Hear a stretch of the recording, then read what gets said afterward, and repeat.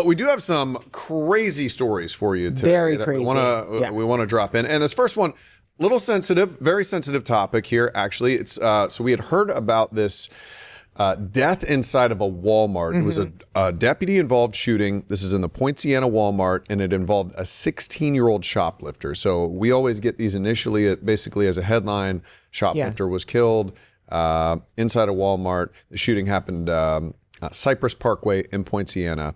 And so they released this body cam video. Now, I want to tell you before you annihilate us in the comments. Because people have already been commenting on clickorlando.com. They released 6 seconds of body cam video. Let me say this into the camera. They released to us 6 seconds of body camera video. We didn't edit this in any way aside from highlighting some things. We literally only had...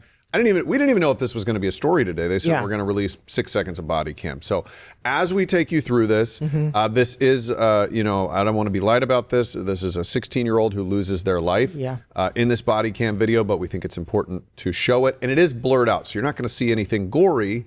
And it stops right before, I believe, the bullets happen. Yes. But it gives you an idea of what's happening, but you don't know. I want to say straight up, you don't know what's happening long before this or would happen right after this. Obviously, perspective is everything in these cases, but we do have this 6 seconds, so we'll show you that right now. So let's take a look at this. You can see in this freeze frame that the 16-year-old has run out of his shoe. I don't know if that looks like a flip-flop or something, and we highlight in his right hand, there is what looks like and what we are told is a gun. Now, what amazes me about this video is all of the people in the background. So right after this loops, this is where the shooting took place.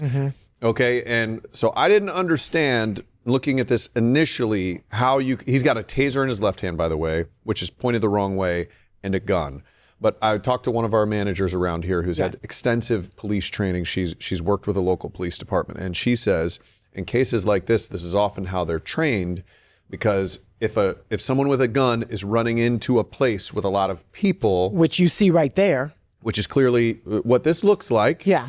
They oftentimes, these officers are trained to just take down the suspect. If there's a gun, you're not going to bring a taser to a gunfight. Correct. Correct. Now, obviously, on a very sad note, the mother of this 16-year-old was brought in, and they showed her this video, which I'm sure was probably just devastating.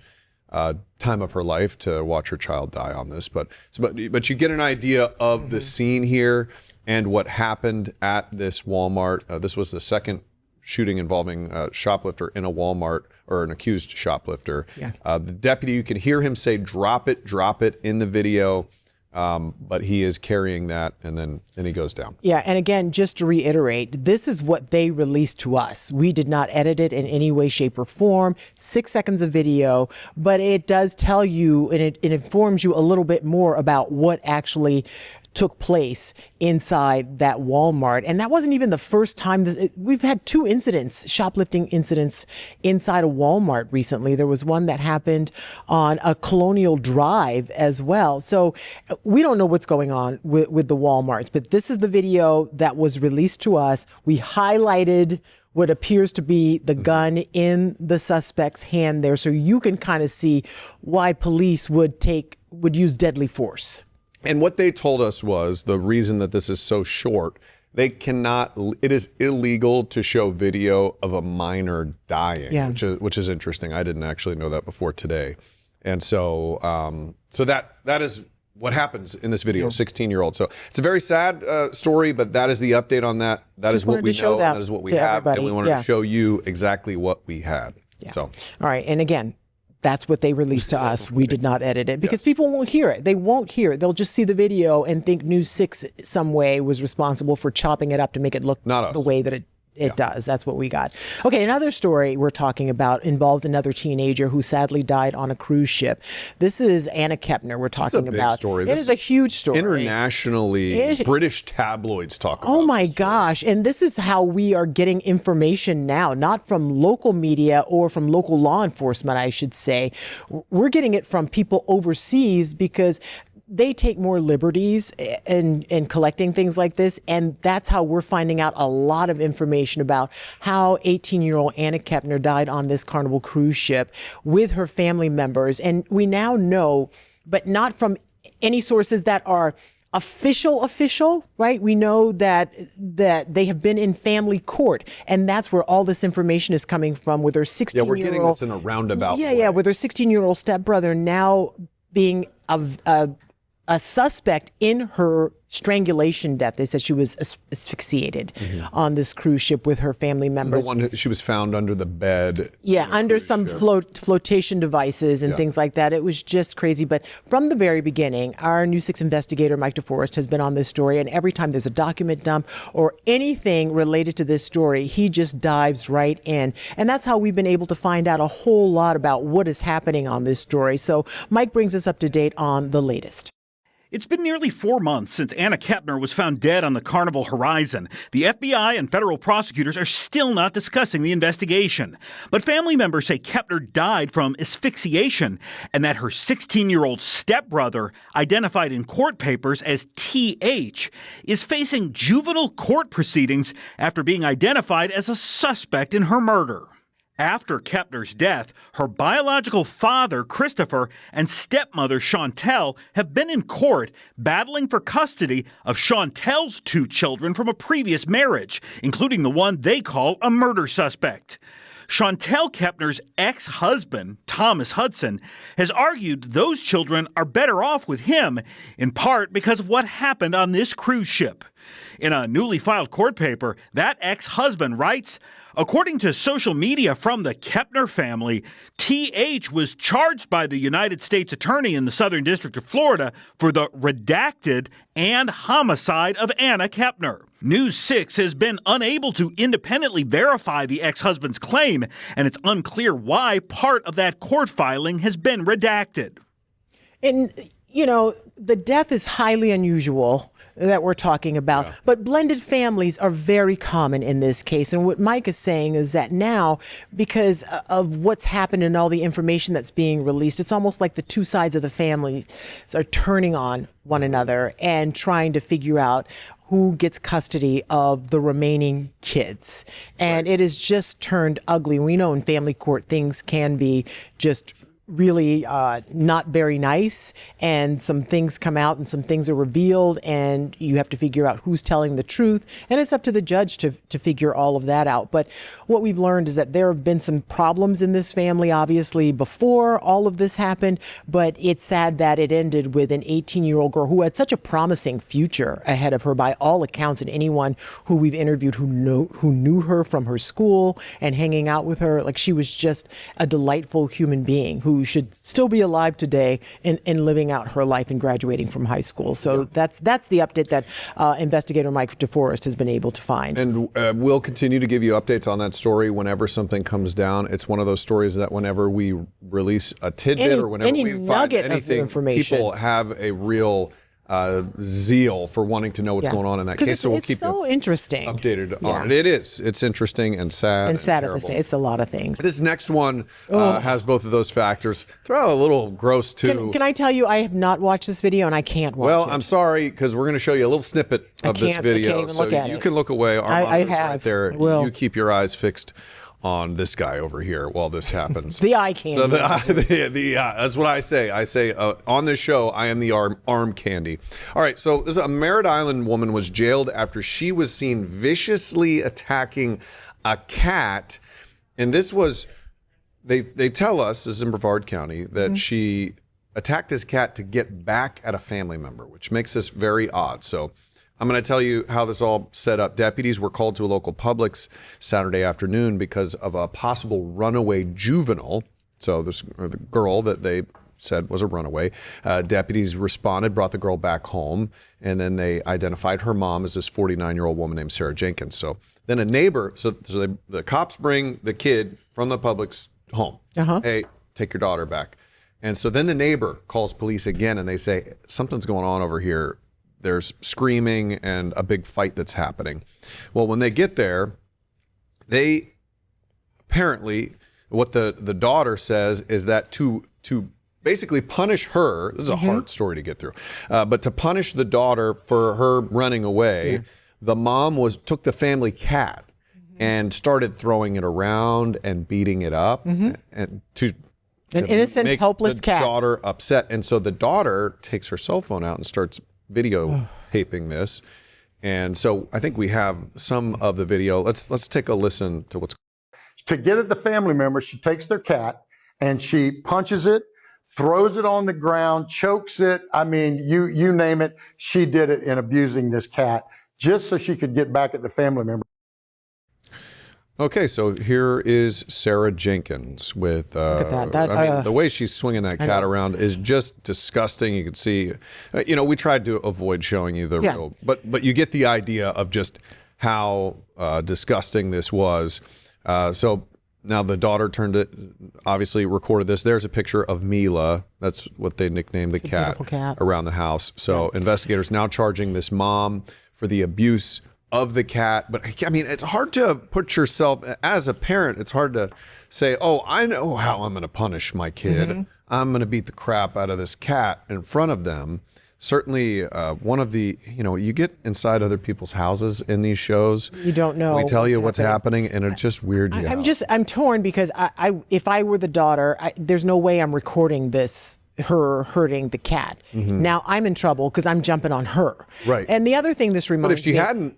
I know we wouldn't have this evidence, but the other thing this reminds me of too is in abusive situations, and it's usually men, and I don't mean to, paint everybody with a broad brush, Domestic. but it's domestic situations. The men, and that's why women sometimes stay in these situations because the partner will threaten to hurt the animal. It's usually a dog or something like that, and so the woman will stay in this horrific situation because she doesn't want the dog or the cat or whatever the animal is abused, and that's a way of control. And we've seen this because we do a lot of stories and work with Harbor House of Central Florida, which is why it's so important that they opened up that kennel so women can leave an abusive situation and bring their pets with them. And it reminds me of that so much. And it's a real trigger for me because it's hard for me to watch people abuse helpless things like babies, elderly people, and animals. It's a real trigger for me because I don't understand those people. And it's just heartbreaking to see that beautiful cat, Mila, be swung around like that, and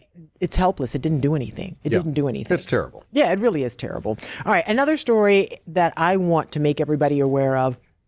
I just want to say to my husband, thank you for proposing and being a decent human being, because this next story is about being on the dating apps, and it is something that is so serious, but people use it, and I know people who have had great success. I know there are people who get married, have kids. I know a few people like that.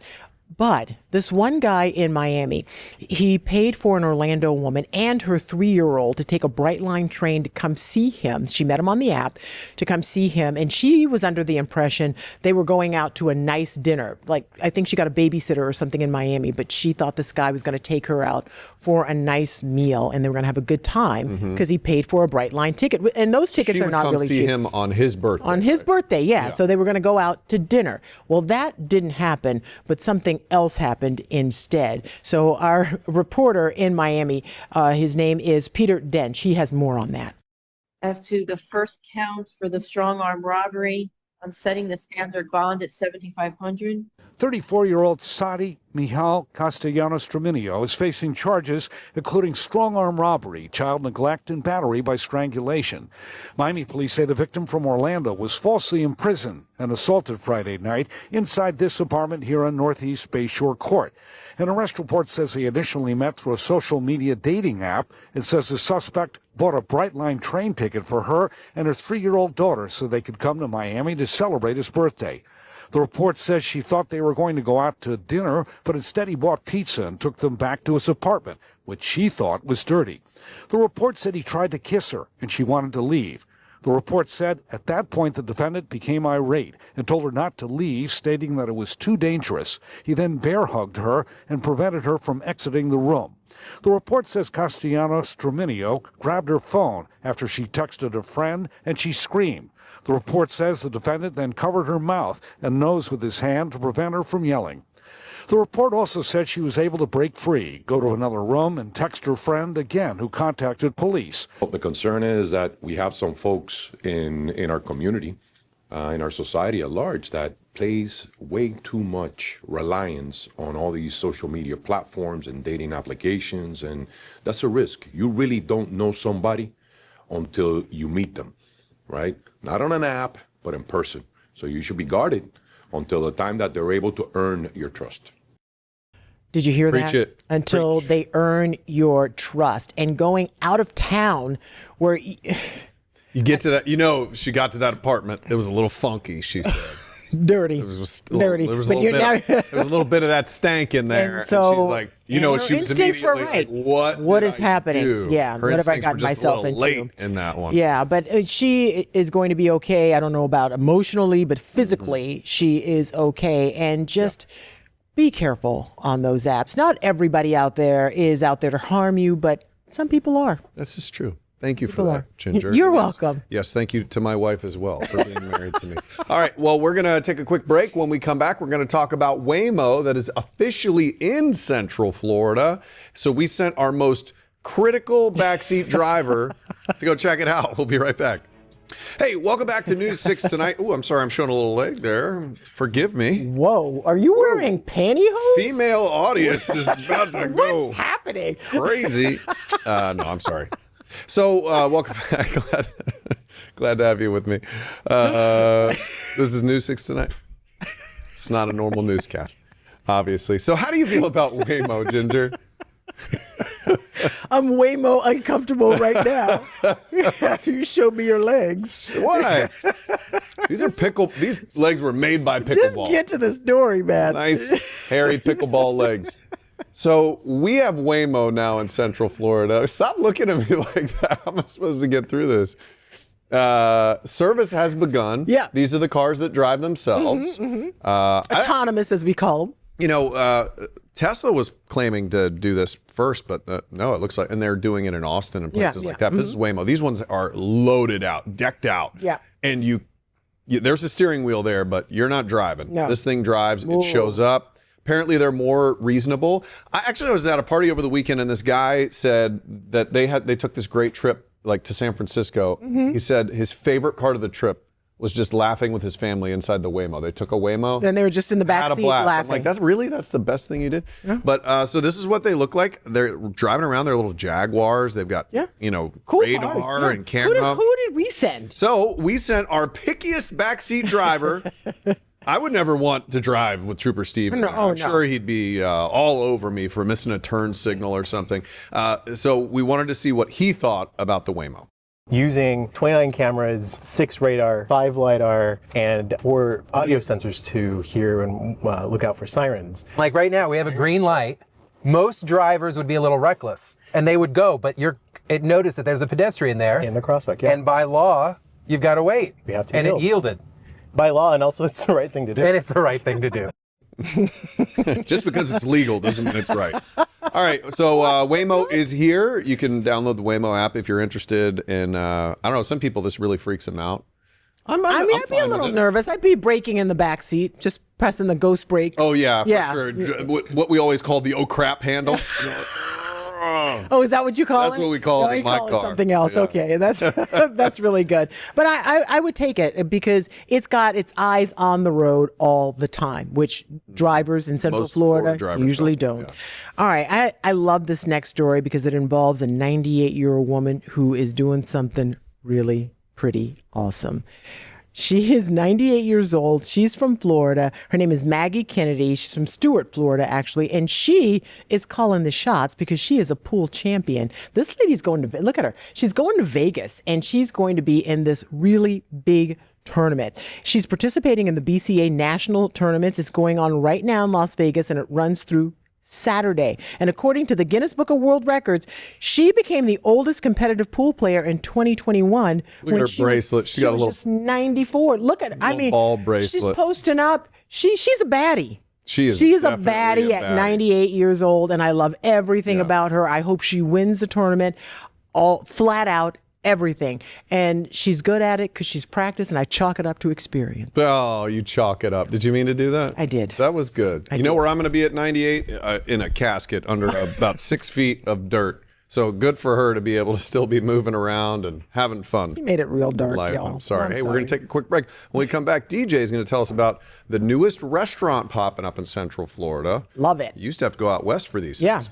All right, this is a big one for all the food lovers out there across Florida, especially if you love burgers. Just a few weeks ago, we were talking about Whataburger making a return. Now it's the West Coast legend Jack in the Box. The California-based chain just opened its first Florida location in decades. And a lot of people asking on Facebook, where is it? It's on West State Road in Longwood. But there are more locations coming. So if you want to learn more, you can go to the QR code right there. That'll take you to our story about it. But I want to dive into these comments because people had all kinds of opinions on this. Like Maritza, who says, my daughter and hubby stood in line for 2 hours, but they said it was worth it. And saved my favorite comment for last, from my guy Rodney. He says, go get 'em, guys. This is hot rod. It's rare to find words of encouragement like that in the Facebook comments. But what do you think? Jack in the Box is back. Whataburger's making a comeback. What are we still missing here in Central Florida?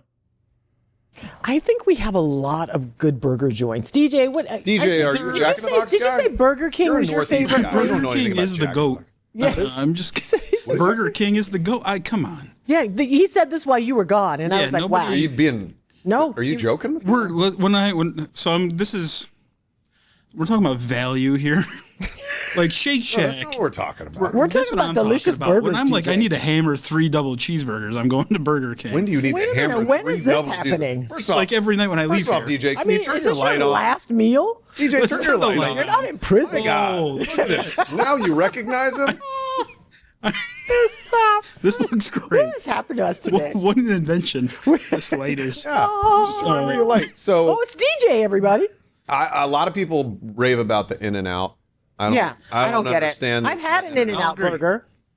I've had them too. Yeah, they're it's fine. They're fine. And the It's same Five people, Guys. the same people who like, there will be a line at the airport for Five Guys, and I'm like, why? I have no idea. I don't know. Five Guys is good. I think Shake Shack really takes the crown. But this Shake is Shack is so good. This is my problem though, is that the price. I can get like 4 burgers from Burger King. DJ, why are you eating 4 when you got burgers? Why? Let's talk When you about just need this. something, a quick Keeps us fix. in check because we don't want to spend too much. No. All right. Thanks for watching tonight. You have a great one. And let us know what your favorite burger is joint New is in the 6 tonight. comments. Bye. Burger 5.